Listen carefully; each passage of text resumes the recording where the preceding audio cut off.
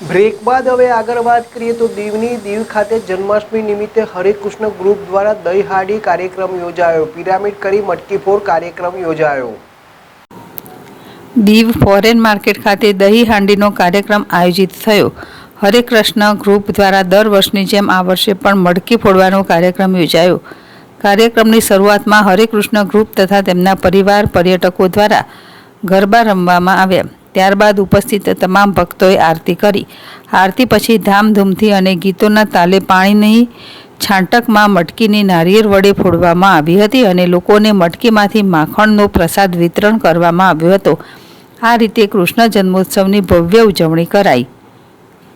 Bharati Raval, જેડેશ TV, Diu. જય શ્રી કૃષ્ણ।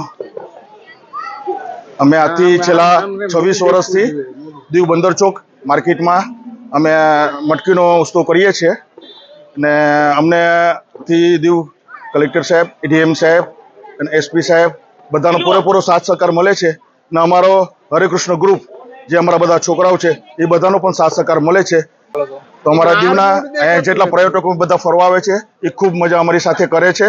એ લોકોને પણ બહુ બધાનું સારું લાગે છે કે આવી રીતના માર્કેટમાં તમે પ્રોગ્રામ કરો છો। એ લોકો પણ બધા ખુશ થઈને અહીંથી જાય છે। એટલા માટે એ લોકોનું પણ હું ખૂબ આભાર માનું છું અને અમારા હરેકૃષ્ણ ગ્રુપનો પણ ખૂબ આભાર માનું છું।